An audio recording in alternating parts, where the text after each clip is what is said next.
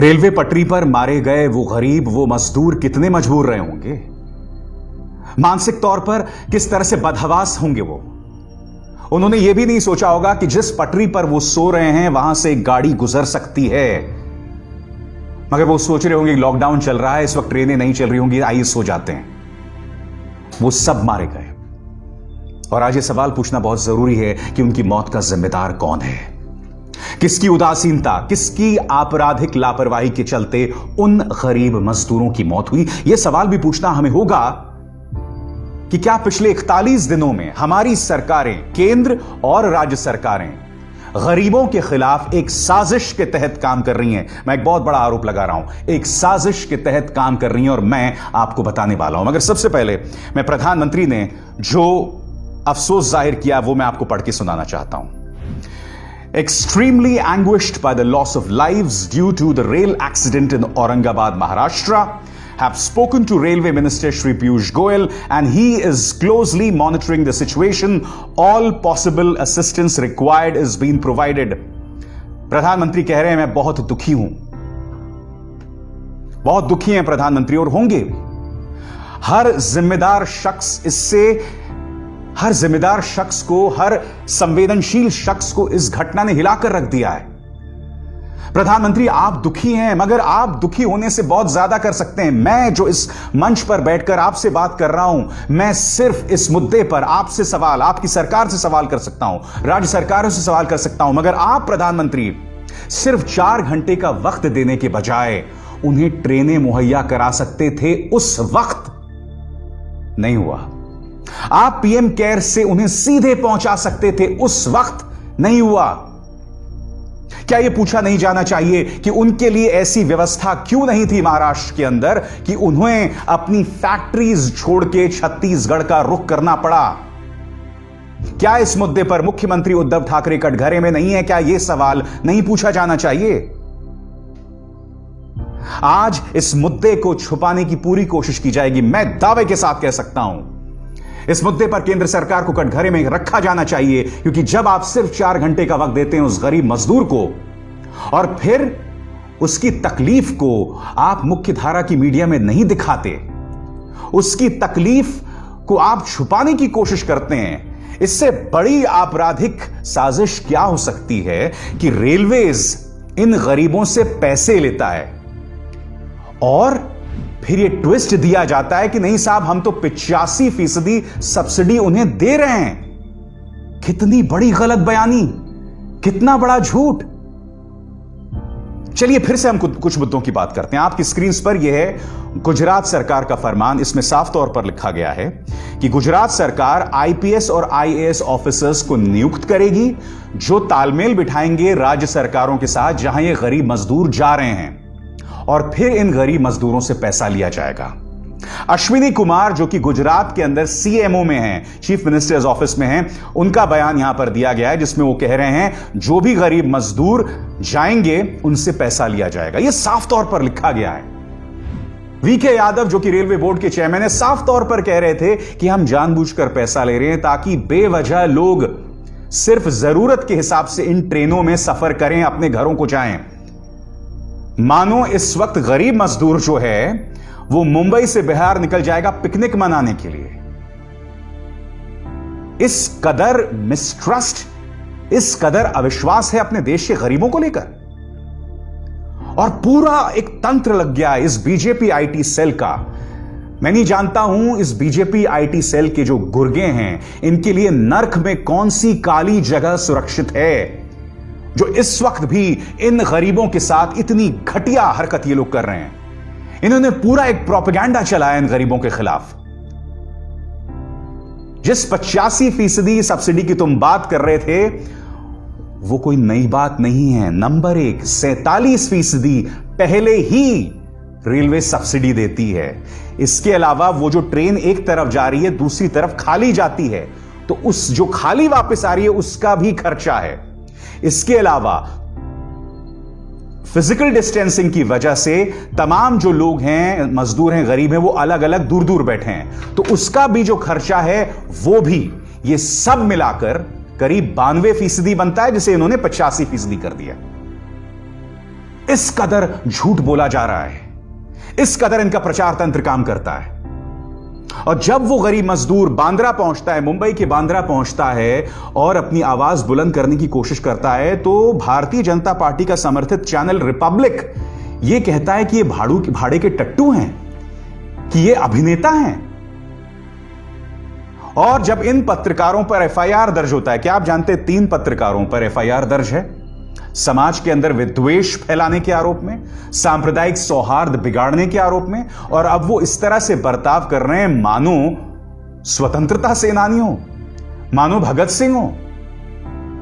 गुलाम भारत के इतिहास में ऐसे कई भारतीय थे जिन्होंने अंग्रेजों को लंबी लंबी माफीनामे के चिट्ठे लिखे, उससे ज्यादा कोई औकात नहीं है।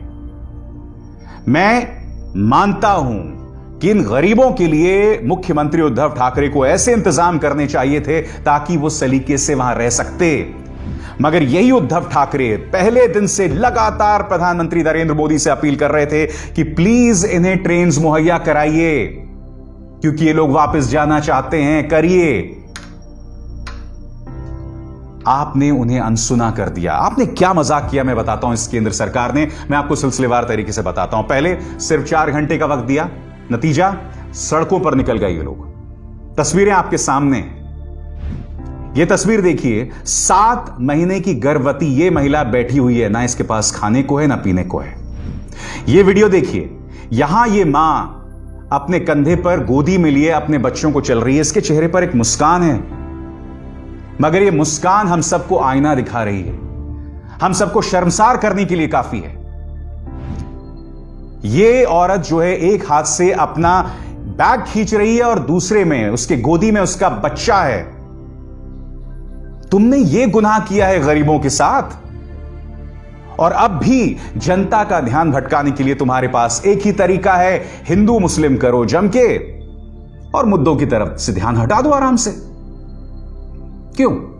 गलत कहा मैंने? आज भी तुम जो काम कर रहे हो वो गरीबों के खिलाफ है, अब भी गरीबों के खिलाफ है। कोरोना संकट के बीचों बीच हमने इन मुद्दों से ध्यान भटकाने के लिए एक तबलीगी जमात का मुद्दा क्रिएट कर दिया, जो काफी हद तक सही था। अगर सिर्फ तबलीगी जमात तक मुद्दा सीमित रहता तो बात समझ आती। तुमने पूरे मुस्लिम समुदाय को घेर लिया। नतीजा ये कि आज की तारीख में हम दुनिया भर में शर्मसार हो रहे हैं। विश्व स्वास्थ्य संगठन हमें चपत लगा रहा है, बोल रहा है कि ऐसी हरकतें मत करो। मध्य पूर्व के अंदर भारत के लिए यह मुद्दा शर्मसार करने वाला हो रहा है। खाड़ी देशों में कई लोग कड़े तेवर अपना रहे हैं। कनाडा के अंदर एक भारतीय को नौकरी से निकाल दिया गया। क्यों? क्योंकि वो इसी तरह के इस्लामोफोबिक बयान दे रहे थे। यह हमारी प्राथमिकता रह गई है बतौर देश, और अगर यह हमारी प्राथमिकता रह जाएगी तो वो 15 लोग जो पटरी पर मरे हैं वो तो होना ही था, वो तो होना ही था ना। और अब मैं आपको बताने जा रहा हूं कि ये सरकार की प्राथमिकताएं क्या हैं। क्या आप जानते हैं, आपके सामने ये 2 राज्य हैं, मध्य प्रदेश और उत्तर प्रदेश। क्या आप जानते हैं इन दोनों राज्यों ने क्या किया? इन्होंने जो श्रम कानून हैं उनकी धज्जियां उड़ा दी। उत्तर प्रदेश सरकार ने तो बाकायदा एक अध्यादेश भेज दिया है जिसमें जो गरीब मजदूर फैक्ट्रीज में काम कर दिए ना, उनके अधिकार उनसे लगभग ले लिए गए हैं। मैं आपको बताता हूं इन्होंने किया क्या है। सबसे पहले मैं उत्तर प्रदेश की बात करता हूं। उत्तर प्रदेश ने जो संशोधन लाया है अपने लेबर कानून में, उसके अंतर्गत अब औद्योगिक विवाद हल करने को लेकर जो लेबर कानून था वो ध्वस्त हो गया है। ऑक्यूपेशनल सेफ्टी, ऑक्यूपेशनल सुरक्षा जो मजदूरों की है वो ध्वस्त हो गई है। मजदूर जिनके वर्किंग कंडीशन और स्वास्थ्य को लेकर चिंताएं थी वो खत्म हो गई हैं।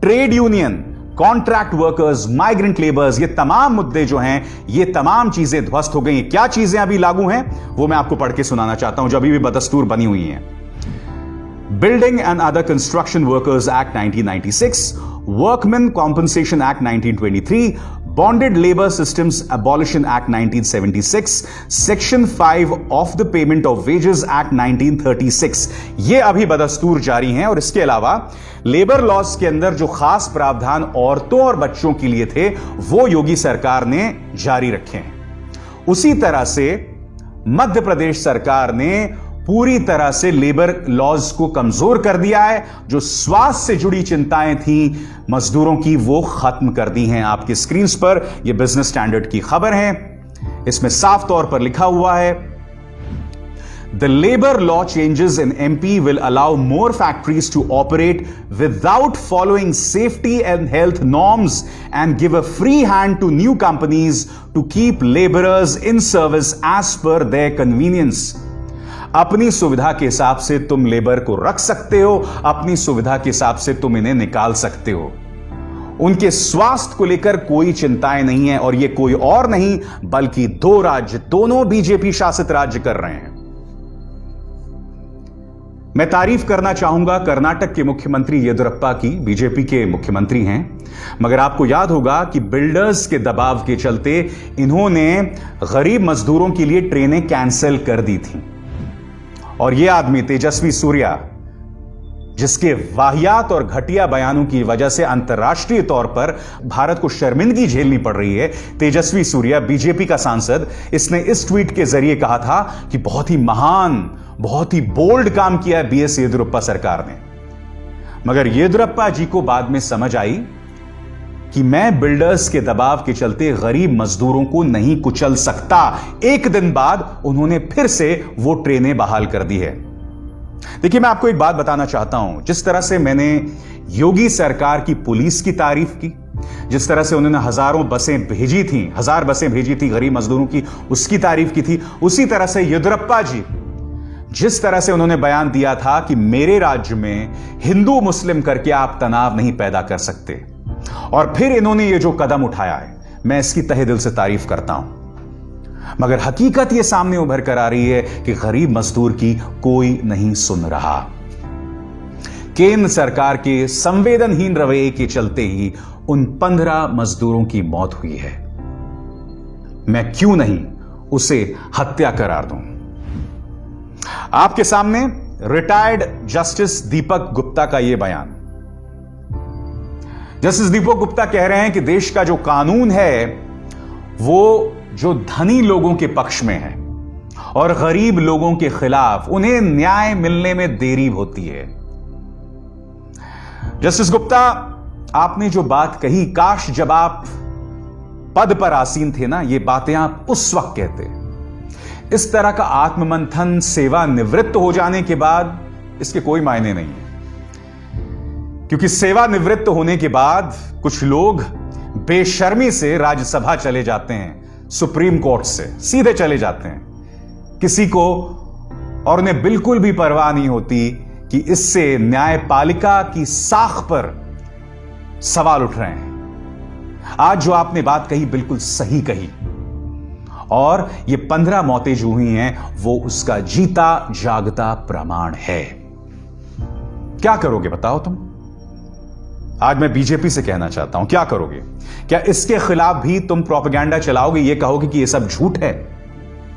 क्या इसके खिलाफ भी तुम कहोगे कि ये सब गलत बयानी है, ये हुआ ही नहीं? तुम ये कर सकते हो। और मैं आपको बता रहा हूं, कल को अगर फरमान आ गया ना बीजेपी की तरफ से, ये सभी चैनल्स घुटने टेक देंगे और कह देंगे नहीं साहब, ऐसी दुर्घटना हुई ही नहीं।